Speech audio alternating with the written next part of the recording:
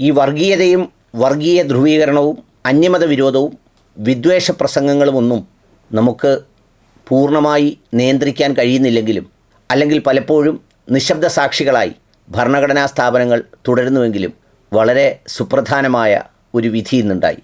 ലൈംഗിക തൊഴിലാളികളുടെ അവകാശത്തെ സംബന്ധിച്ചാണ്. കൊമേഴ്സ്യൽ സെക്സ് വർക്ക് ഒരു തൊഴിലായി അംഗീകരിച്ചുകൊണ്ട് സുപ്രീം കോടതി ഇന്ന് വിധി പ്രസ്താവം നടത്തുകയുണ്ടായി. നിരവധി വർഷങ്ങൾ ലൈംഗികാരോഗ്യ പദ്ധതിയുമായി ബന്ധപ്പെട്ട് പ്രവർത്തിച്ചിരുന്ന ഒരാളെന്നുള്ള നിലയിൽ ഈ വിധിയുടെ പ്രത്യാഘാതങ്ങളെ സംബന്ധിച്ചും ഇതിൻ്റെ പ്രത്യേകതകളെ സംബന്ധിച്ചുമൊക്കെ ചർച്ച ചെയ്യുമ്പോൾ ഈ പ്രകടമായി ചർച്ച ചെയ്യുന്ന ചില കാര്യങ്ങൾക്കപ്പുറത്ത് ലൈംഗികതയുമായി ബന്ധപ്പെട്ടും ലൈംഗിക തൊഴിലുമായി ബന്ധപ്പെട്ടും മറ്റ് ചില കാര്യങ്ങൾ കൂടി ഇവിടെ പ്രസക്തമാണ്. പ്രഥമദൃഷ്ട്യാ ഇത് കേൾക്കുമ്പോൾ ലൈംഗിക തൊഴിലാളികളുടെ സംരക്ഷണത്തിനായി ഒരു നിയമം കൊണ്ടുവരുന്നു അല്ലെങ്കിൽ അങ്ങനെ ഉണ്ടാകുന്നു എന്ന് ചിന്തിക്കുന്നത് പോലെയോ അതിനേക്കാളും കൂടുതലോ ആണ് ഇവരെ ലൈംഗിക തൊഴിലിനായി സമീപിക്കുന്ന മാന്യന്മാരായ ആളുകൾക്ക് ഇതിലൂടെ ലഭിക്കുന്ന പരിരക്ഷ.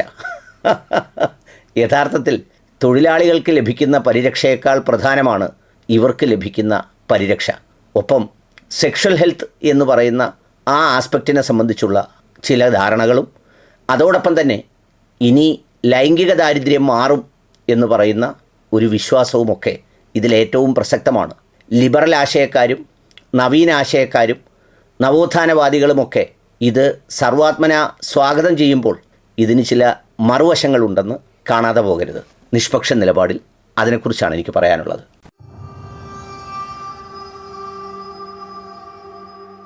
ലൈംഗിക തൊഴിലാളികൾ അല്ലെങ്കിൽ അതുമായി ബന്ധപ്പെട്ട ലൈംഗിക തൊഴിൽ, പരസ്ത്രീ ബന്ധം, പരപുരുഷ ബന്ധം എന്നൊക്കെ പറയുന്നതിന് മനുഷ്യചരിത്രത്തോളം തന്നെ പഴക്കമുണ്ട്. മനുഷ്യൻ്റെ ഉള്ളിൻ്റെ ഉള്ളിൽ ലൈംഗികത എന്ന് പറയുന്ന ഒരു വികാരം സന്നിവേശിപ്പിച്ചിരിക്കുന്നത് ദൈവികമായിട്ടാണ്, അല്ലെങ്കിൽ സൃഷ്ടിപരമായിട്ടാണ്.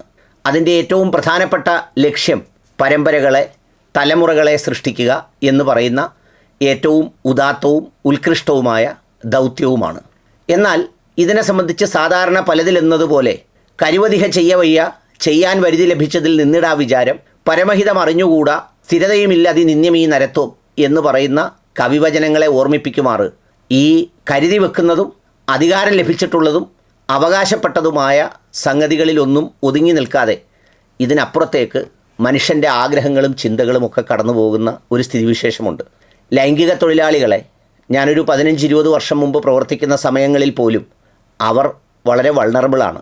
തെരുവുകളിൽ വെച്ച് ആളുകളെ കണ്ടുമുട്ടി അവരുമായി വിലപേശി അവർ വിളിക്കുന്ന സ്ഥലത്ത്, തെരുവുകളിലോ റോഡുകളിലോ പഴയ വീടുകളിലോ തിയേറ്ററുകളിലോ ഒക്കെ ആയിരുന്നു ഇതിൻ്റെ ഇടമെങ്കിൽ, ഇന്ന് സാമൂഹ്യ മാധ്യമങ്ങളൊക്കെ ശക്തി പ്രാപിച്ചതോടുകൂടി ഇത്തരം ആളുകളെ തെരുവുകളിലോ അതുപോലെ ബസ് സ്റ്റാൻഡുകളിലോ തിയേറ്ററുകളിലോ ഒന്നും കാണാൻ കഴിയില്ല.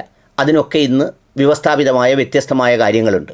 ഇനി എന്തായാലും ഇതൊരു തൊഴിലായി അംഗീകരിച്ചതോടുകൂടി ESIയും PFും അടക്കമുള്ള ആനുകൂല്യങ്ങളും ഇവരുടെ സംരക്ഷണത്തിനു വേണ്ടി നമ്മൾ സംഘടനകളും അതുമായി ബന്ധപ്പെട്ട തൊഴിൽ നിയമങ്ങളുമൊക്കെ ഇതിൽ ബാധകമാകുന്നതോടെ സത്യത്തിൽ ഈ സ്വാതന്ത്ര്യം അവരെ കൂടുതൽ ശക്തിപ്പെടുത്തും, അല്ലെങ്കിൽ അവർക്ക് കൂടുതൽ മാനുഷികമായ സംഗതി നൽകും എന്നൊക്കെ പറയുന്ന ഒരു ചെറിയ ഫാക്ടർ അതിലുണ്ടെങ്കിലും, അതിനപ്പുറത്ത് ഇവരെ സമീപിക്കുന്ന, ഈ ആവശ്യത്തിനു വേണ്ടി ഉപയോഗിക്കുന്ന, പലപ്പോഴും ദൃശ്യങ്ങൾക്ക് മുന്നിൽ വരാത്ത, ആരുടെയും മുന്നിൽ പ്രകടിപ്പിക്കാൻ ആഗ്രഹിക്കാത്ത പുരുഷന്മാരായ പകൽമാന്യന്മാരുടെ സംരക്ഷണമാണ് ഇതിലൂടെ സുഖകരമായിരിക്കുന്നത് എന്നാണൊരു സത്യം.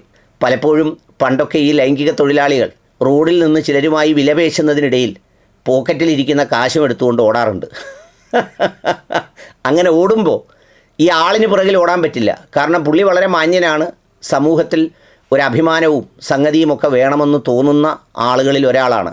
അപ്പോൾ അതുകൊണ്ട് കാശ് പോയത് പോട്ടെ എന്നോർത്ത് വല്ലാതെ നിസ്സഹായമായി നിൽക്കുന്ന ഒരവസ്ഥ എന്ന് പറയുന്നത്, സത്യം പറഞ്ഞാൽ അതൊക്കെ വാക്യത്തിൽ പ്രയോഗിച്ചാൽ വളരെ മനോഹരമായ നിമിഷങ്ങളിൽ ഒന്നാവും. ഒന്നും ചെയ്യാനാകാത്ത നിസ്സഹായാവസ്ഥ, സങ്കടം, നഷ്ടം, ദുഃഖം, രോഷം, ശോഭം എല്ലാം കൂടി ചേരുന്ന ഒരു സമ്മിശ്ര വികാര ബിരിയാണിയായി അങ്ങനെ നിന്ന് വലയുന്ന ധാരാളം പേരുണ്ട്. അപ്പോൾ അതുകൊണ്ട് ഇത് യഥാർത്ഥത്തിൽ ലൈംഗിക തൊഴിലാളികളെക്കാൾ കൂടുതൽ ഇത്തരം ആളുകൾക്ക് കുറച്ചുകൂടി തുറസായും സ്വതന്ത്രമായും ഈ കാര്യങ്ങൾ ചെയ്യാം എന്നുള്ളതാണ്.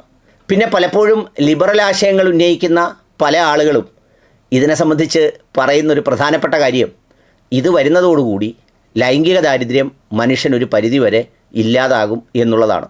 സത്യം പറഞ്ഞാൽ ഇതുകൊണ്ട് സംഭവിക്കാൻ പോകുന്ന ഒരു പ്രധാനപ്പെട്ട കാര്യങ്ങളിലൊന്ന്, ചിലപ്പം ഒരുപക്ഷെ വ്യക്തിപരമായ ഓരോ വ്യക്തിയുടെയും ലൈംഗിക ദാരിദ്ര്യം കുറഞ്ഞാലും വീടിനകത്തുള്ള ലൈംഗിക ദാരിദ്ര്യവും പട്ടിണിയും ഇത് വല്ലാതെ വർദ്ധിപ്പിക്കുന്ന ഒരു സ്ഥിതിവിശേഷം ഉണ്ടാവും.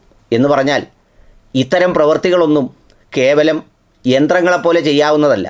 യഥാർത്ഥത്തിൽ ഉത്തരവാദിത്തത്തോടെ കടമ നിർവഹണത്തിൻ്റെ ഭാഗമായി സന്തോഷകരവും ഉത്തരവാദിത്തപൂർണമായി ചെയ്യേണ്ട ഈ പറയുന്ന വെടിവെപ്പുകളുടെ എണ്ണം ഗണ്യമായി കുറയുകയും സ്വതവേ ദാരിദ്ര്യം അനുഭവിക്കുന്ന ആ മേഖലയിൽ കടുത്ത ദാരിദ്ര്യം ഉണ്ടാവുകയും ചെയ്യും.